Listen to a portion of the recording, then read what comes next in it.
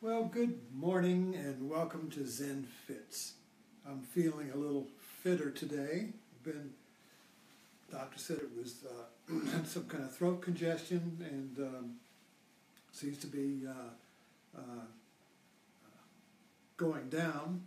I seem to be going in the right direction. So I just wanted to talk about this rather radical statement, God dwells within you as you. The first time I heard that was when I got into Siddha Yoga with Swami Muktananda in 1978, I think, and stayed with him until he died in 1981. And he would put up, Swami Muktananda was a big tent guru who came through the 70s, came to America and created these ashrams, hotel-sized ashrams in all the major cities and in all the major countries in the West.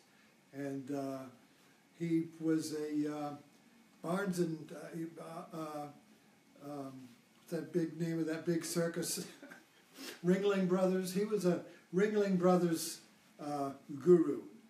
Big tent, take over a whole hotel that was abandoned and turn it into a Hindu ashram with Hindu gods all around in parks and meditation places and just an amazing transformation, or like importing. It's almost like a levitation of Hindu mythology and religion, temples and gurus down into America, and then add a little Disney World to it, because they're huge crowds. I mean, the ashram and his primary ashram was in South Fallsburg, in New York State, and there were a lot of abandoned hotels there. These old Jewish hotels from the Catskills. Beautiful properties, but they were just for sale because that age of the Catskills was over. So he would take over. I remember he took over. I think at the height of his mission here, they had three huge hotel complexes all next to each other.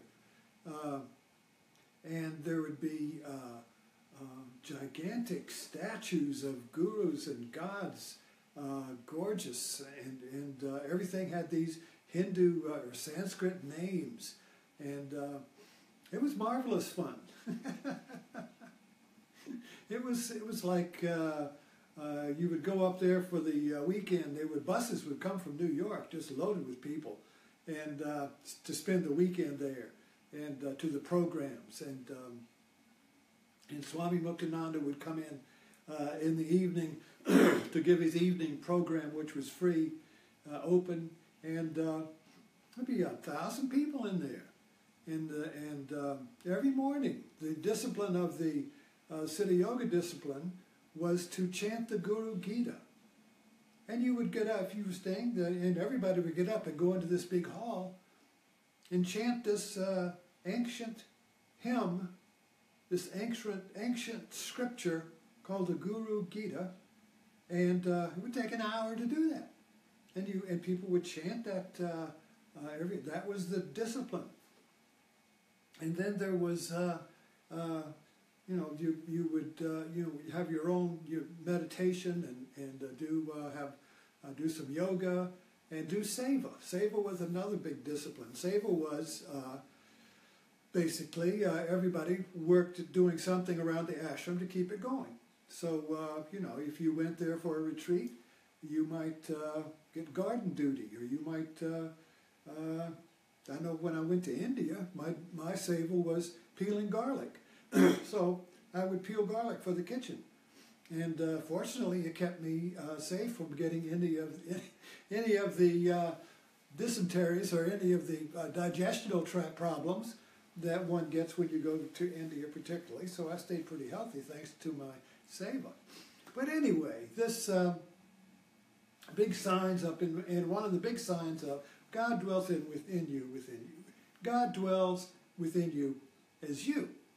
Now this is a rather radical idea for the West, because in the West, so I thought I would talk a little bit today about the different ways of viewing God, the different paradigms of the East and the West.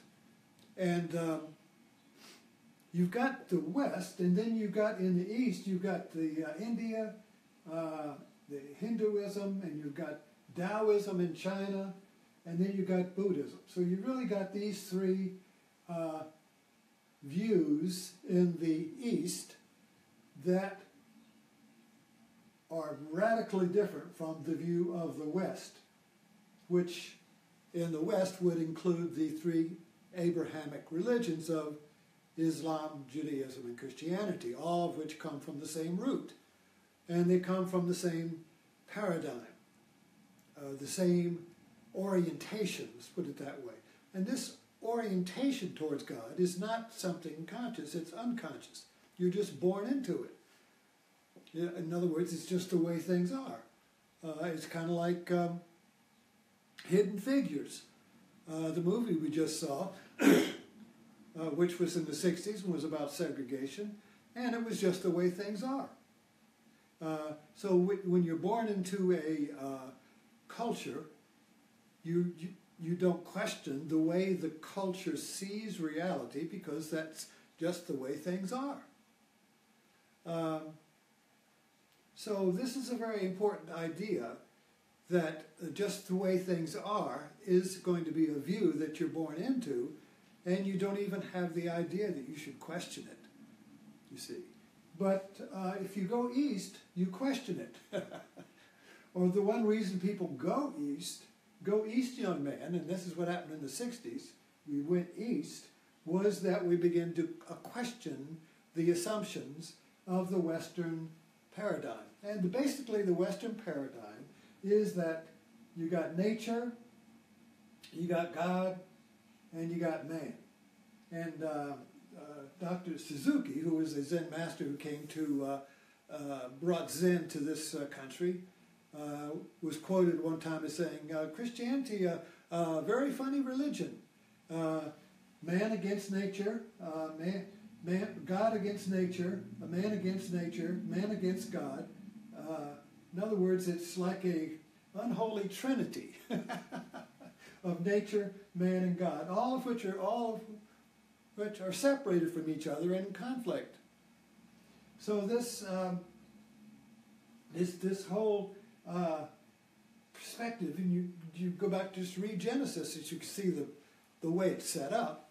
Yahweh is kind of like a potter who makes the earth out of clay and blows some life into this little clay figure called man, and he starts running around. And then he disobeys the potter, and he gets kicked out of the house. So Yahweh is separate from the creation. This is the fundamental difference. God is not nature. God creates nature. So God is separate, and God is separate from man. So it's blasphemy. It's blasphemy in the West to say man and God are one. No, they're absolutely two, you see. So there's fundamental absolute separation here in the West, and this creates a terrible problem for those who want to know God as themselves. In other words, the search for the Father, or the lost Father, ends when I and the Father are one. So that's what Jesus said in one of his, I and the Father are one. In other words, there's no separation between me and God. Well, that's kind of like See, the reason where we get around this is, well, Jesus is God, so he's the only one that can say that, but man can't say that. I can't say that, you see. And there's a good reason for that, because if you did say it, it would be an egoic. The ego would say it. So there's this separation. It's almost like Christianity is a religion for the exiled.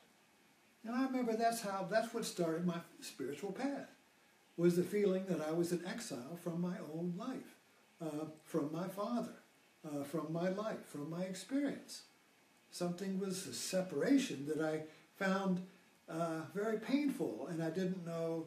I knew there was an answer, but I didn't know where, so I began to look, you see. And when I did find that the answer was not going to be found in Christianity, I went wholeheartedly eastward. I went east. It wasn't, don't go west, young man, I went east. And let's take a look at the three different orientations of these major. In Hinduism, or India, the major idea of God is that God is like an actor who creates a play and then forgets he created it.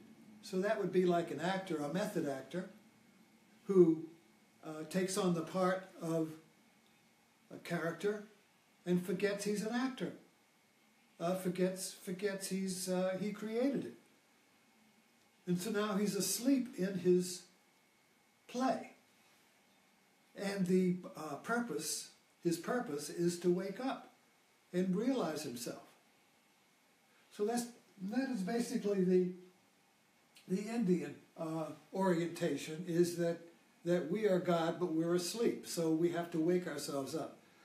So that's where you get this idea of God dwells within you as you, which then is a matter of waking up to that, you see. So self-realization, enlightenment, awakening, is all about waking up to your true nature, which is the unity of you and God in the whole world. Everything is one. And yet we play in it as if it were two. So from this point of view here, this is all kids in the playground. We're all playing at being separate from nature and separate from God. And we're all playing in that, but we forget we're playing it, so we take it seriously. This view here, well, let me go on to the other one. So Taoism, this ancient religion of China, looked at God more like as an organism. The reality, the cosmos is a living intelligence, and you can see where all of these different views are now part of our Western view, is that God, this is Avatar. Pandora would be this view of Pandora was a living organism, an intelligent organism, you see. So then the way, this becomes, to find God in Taoism is to find the way, the watercourse way, and to surrender to the way of the totality. In Buddhism, which was kind of like, which grew out of India, yoga. Yoga was already 1,000 years old when Buddha walked the earth, around 500 years before Christ. And so Buddhism basically just became like Hinduism for yoga for export. In other words, it stripped away all of the metaphysics. It's kind of like plain yogurt. It got rid of all the flavors, the metaphysical flavors of India. India, it's very metaphysical, rich imagination culture, with gods become elephants and tigers and all kinds of stuff, you see. So it's very rich in metaphysics and the architecture of God and the cosmos. So Buddha just stripped it all away and said, well, you just don't need it in order to find true self. It's a diversion. You don't even need it. Just get down to basics. So in this way, Buddhism was able to be exported. Hinduism can never be exported because you have to be, it's an ethnic religion, you have to be born a Hindu. But Buddhism could be exported because you didn't have to be, it was just a practice, you see. So Buddhism and Taoism are a way, when Buddhism and Taoism mixed in China, it became Zen. So Zen is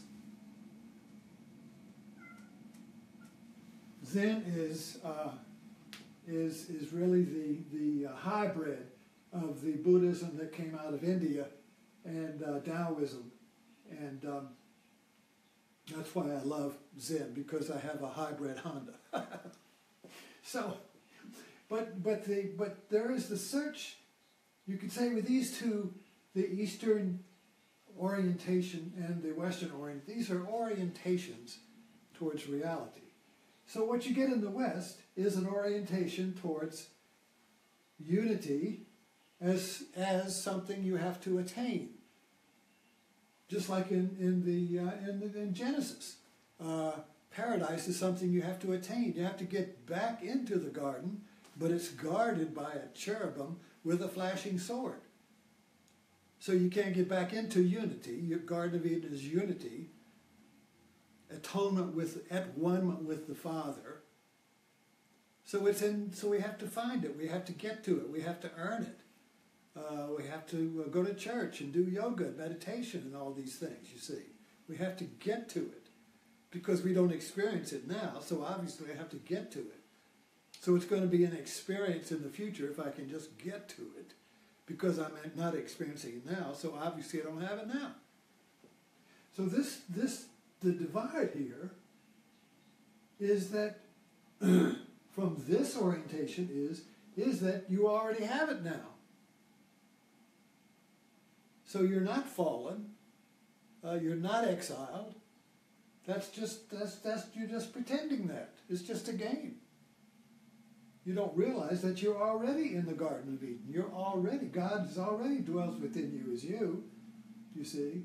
This is already established. This is already a fact of reality, but you just don't see it. So there is a misperception here, you see.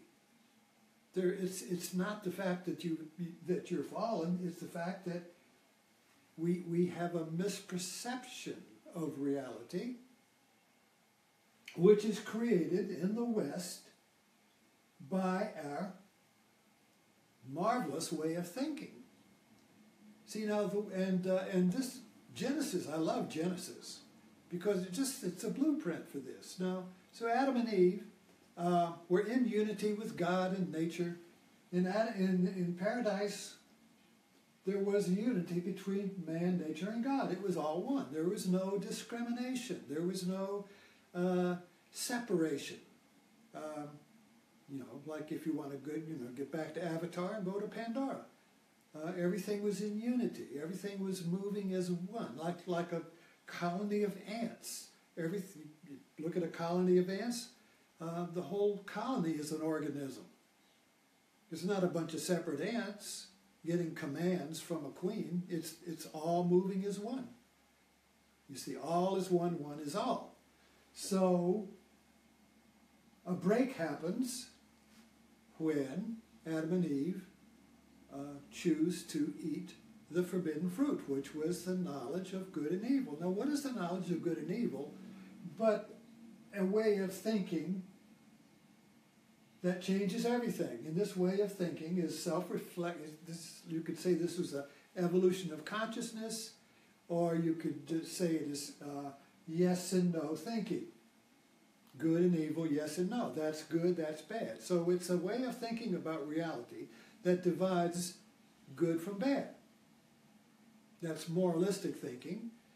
Or it could just be binary thinking, yes, no, which is the way computers think. All this with this Facebook we're talking on here right now, is all due to binary thinking. It's just yes, no. It's very simple. You just the light switch is on or no, and all the different combinations of that, you see, creates thinking, creates concepts, creates stuff, you see. So this yes-no thinking created the Western civilization, which is marvelous in making stuff. But it's very, it is not very good at finding unity. Because if your way of your operating system is that of division into everything is divided into yes, no, how can you find unity with a scalpel? I mean, how can you find unity by cutting everything up? How can I find unity of myself with God and with my world, you see, if the tool I use is a surgical knife, you see? So there's a problem here. Now, you can make stuff, but you can't put it back together. So we're always chopping things up. We're always fragmenting the world in the West and trying to put it back together into new unities, but we keep dividing those up, you see. So and this is why I love Avatar. Avatar is like a modern scripture or a modern epic to me. Avatar was a modern epic, and the Sky People is the Western way of thinking, and the Navi are the Eastern way of thinking and relating to the world. It was two ways of being in the world. You're being in the world as a conqueror of nature, or you're being in the world as nature. So you get two ways of looking. I'm aware of nature as an it and I got to fix it, or I'm aware as nature. You can see this if you go to a movie, or you go to a bookstore. You see a book. Oh, I'm aware of the book. It looks good. I don't want that. It looks bad. So right there, this is good, that's bad. So I pick up the good. I sit down and I open it. Now my awareness changes. Now I'm east. You see, when I go into the bookstore, I'm in the west. Yes, that's a good book. I'll pick it. I'm separate from the book. Then I sit down with the book and I open it up. And now I am as the book. It's a good book. I'm the different characters. The me that walked into there thinking yes and no is now gone. And now I am as the book. You see, now and somebody taps on my shoulder, I'm right back here, and I say, no, I don't want to do that, or yes, I want to do that, or get away, I'm in the book. You see, so right there, it's very simple. We're flipping back and forth between East and West, and we like being here. We go to a movie, we watch TV, we read a book. We get lost in something. When we get lost in something we're doing, we are as the doing. We're not outside of it looking at it, you see. As soon as we're outside of it, we're separate now. We're back in exile. Go to a wedding reception. The music starts. Now, I've done a lot of weddings, and usually the women will be the first one to jump in there and start dancing. And the men will usually be, well, I need a little more out. I need some more liquor. You see? So, right there, I'm still in the West. I'm still, no, I don't want to go. Yes, no, yes, no, yes, no, yes, no, yes, no, you see. And when you enter into a dance and lose yourself in the dance, you lose consciousness of this guy here. Look at your self-consciousness, you see. This self-consciousness is over here. I'm conscious of myself as a thing. I'm thinking about myself, you see. And yes, no, yes, no, yes, no. But here, there's no self-consciousness. No, you are the dance. You are what you're doing. And it's joy. Everybody, look at commercials. So you're sitting there watching a commercial in yes, no thinking. And exile, and you're looking at the commercial, and everybody in the commercial is in unity. Everybody is joyously at one with what they're doing. All the people are so happy, you see. And I'm over here in the West, awareness of myself being not so happy, you see. So what does the commercial do? Well, you see, if you buy this product, you're going to be like that, you see. if you buy this drug or this product or get this exercise machine or whatever, you're going to be God's going to be dwelling within you as you. So I've realized that the West runs, the engine of the West, particularly Americans' economy, runs on selling the promise of unity and restoration to the Garden of Eden. So all the things we buy, all the new cars, look at the Buick commercial with, what's his name? I can't think of it, but these are works of art where the artist or the actor is selling unity with he's selling unity with God, but God has become the Buick. So you see, you sell the unity, which is our hunger in our soul. Our soul hungers for this unity, for this realization that I'm at home, that I'm one with the world and myself and God. This is the soul's hunger of the exile, you see. So the exile is out here in his yes-no thinking, worrying, yes, no, should I do, no, I can't. And so the commercials are like sacraments, false sacraments, because they sell through the language and through the visual experience of being at one with the world, but the world or God or the totality is being represented or personified by a product like a Buick. So the mind now, I'm now in the soul's hunger for unity is awakened. Now where am I going to get the unity? Where's the garden? And then the commercial holds a Buick and says the Buick. So now I can get unity by buying the Buick. And of course, when I get the Buick, there's going to be a moment of, oh, I've arrived, I'm back in the Garden of Paradise. But then, very quickly, it becomes the old Buick. And I need something else. Because the exile has come back, you see. So, this is the story of our life. Exile, restored, return to the garden temporarily, and then I'm kicked out again. Over and over and over and over, you see. So when you begin to see the game, and it's a game, when you begin to see the game of paradise gained and paradise lost that is created by our Western culture, and I'm not faulting the culture, it's very valuable because it's only by the pain of being kicked out of paradise that you begin to change your misperception of paradise. And you begin to realize and begin to see through the long struggle of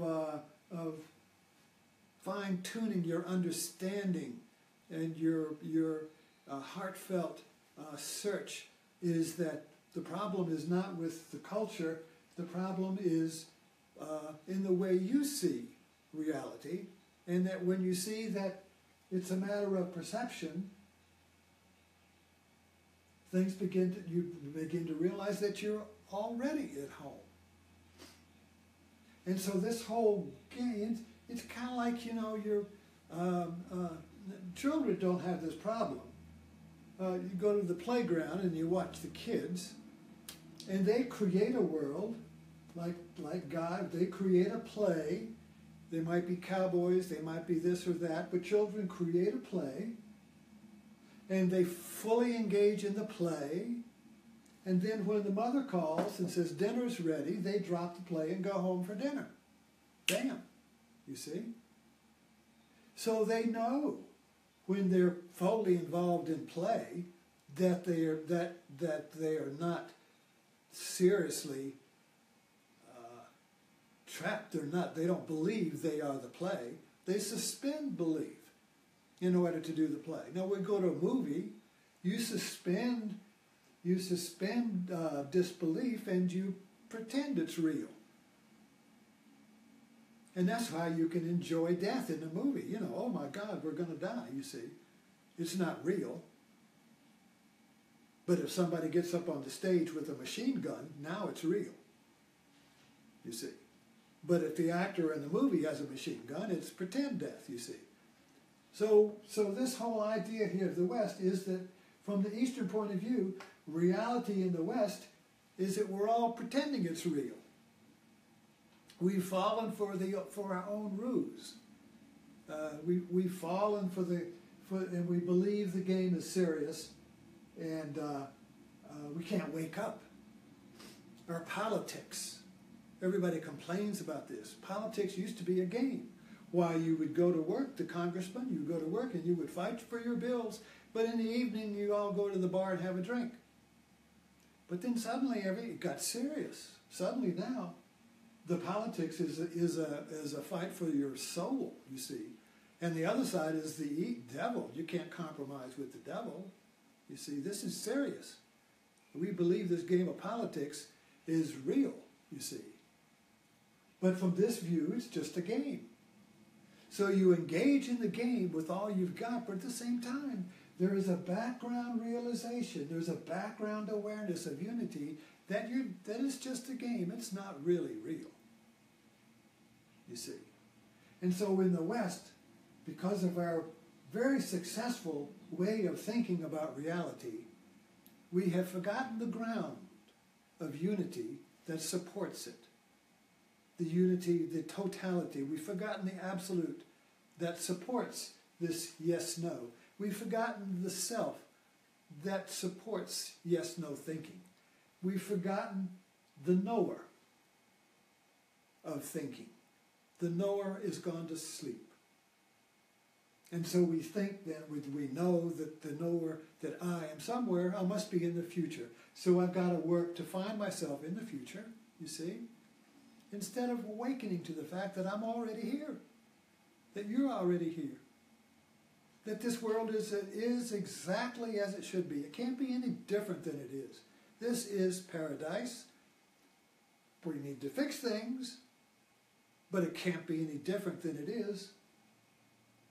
We can imagine it could be different, but then that's yes and no thinking. You see? Thinking can come in and say, well, yeah, this is no, it should not be this. Yes, it should be that, you see. Thinking comes in, divides reality into it is this, it shouldn't be this, it should be that. And now I'm off in exile again, you see. I forgot that I'm already real, that I'm already here, that everything is whole and unified and one, you see. So, anyway, this idea of God dwells within you as you is a radical idea, because where can you go that you are not? Where can you go that God is not? Where can you go that perfection is not? Where can you go that the whole is not, you see? There's no place you can go to be better than you are. There's nothing you can do to be better than you are. You don't need to know anything to be who you are. You don't need to do anything to be who you are, you see. You already are perfect and in unity with the world as you are. But so this then becomes the primary awareness, and this thinking here is secondary awareness. So you still have yes and no. I still got to fix that. I got to get this fixed. I got to do that. I got to vote for this guy and not that guy. You still do all that. But behind it is the awakening, the realization that you're okay and that the world is okay, and you can't change it. Yet at the same time, you can change it. But this becomes the primary. This becomes the ground of your being, the ground of your awareness. And then this game, this playground antics, the kids in the playground, pretending to be this and that, I'm pretending to be president, I'm pretending to be this and that. It's all a game, you see, that you play seriously, but at the same time you remember who you are, and you remember what's real, and you don't believe the unreal is real, which is where we are today in our battle with fake news and all of this division. You can see is a confusion about what's real and what's unreal. And all that confusion comes because we are still lost in yes-no thinking, and we have forgotten the God who dwells within you as you see. But this is changing. The very fact that I'm talking about it and you're listening to this, if you are listening, means that something is changing. There's a wave of change. The East and the West are coming together. The invasion of the East into the West that began in the 60s is ongoing. And the Internet, which is the primary, and the computers is the primary achievement of yes-no thinking, binary thinking, has made all of this available. All of this is present. And all of the practices, the way of self-realization is bursting forth in our society in all different kinds of ways. You see. Okay, so that's enough for today, and I appreciate your stopping in, and I'll see you later.